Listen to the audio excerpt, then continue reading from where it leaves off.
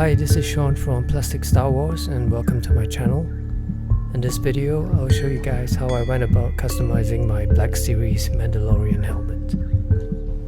Now, I've actually had this helmet for some time, and initially when I first got it, I did think about weathering it, but I was a bit put off by the idea of potentially spoiling the finish of the paint job, which is honestly quite nice for a toy.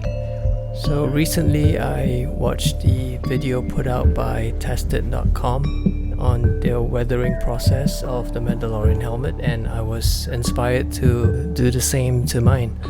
So here on the right side of the screen you can see that I followed a similar approach, which is basically giving the helmet a clear coat of gloss paint before proceeding to weathering it with acrylic washes, and then finally sealing it with a matte coat just to bring down the shine.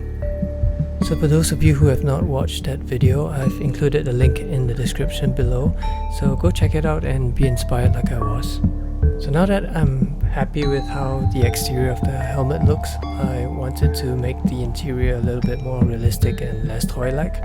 So in my case, I've scrounged out some stuff I have lying around. So all these items will be used as scribbles to add some more detail inside the helmet.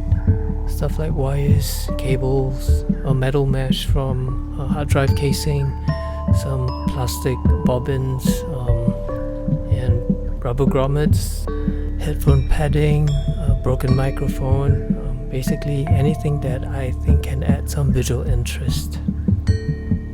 So the first thing that I did was to remove the soft plastic head strap, because that just looked a bit too toy-like. So next I cut the cables and tried gluing them to the inside of the helmet using this product called Goop.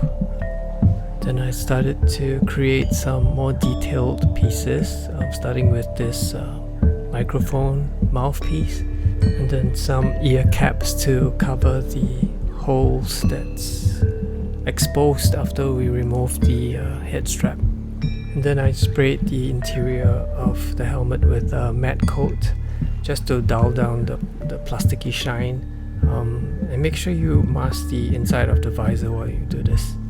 And then it's a matter of finding the best spots for adding the greebles, arranging them in such a way that they appear to serve some kind of function.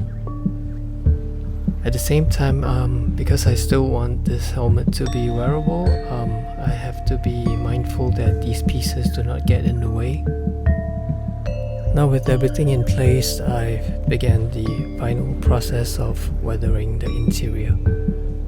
I first give the interior a black acrylic wash, which is just a diluted acrylic paint.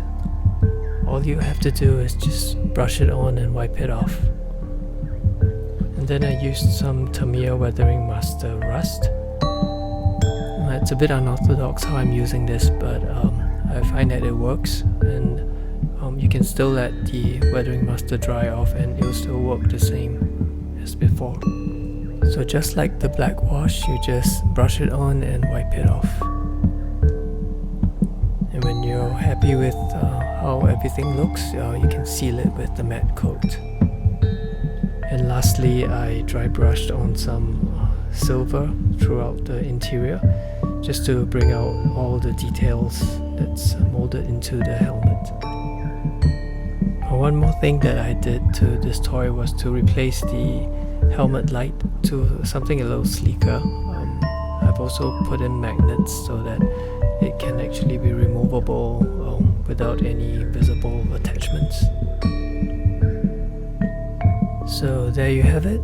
This is my attempt at making the Hasbro Mando helmet a little bit less toy-like from the inside. So if any of you are thinking of doing the same to yours, I hope this video can help serve as a guide.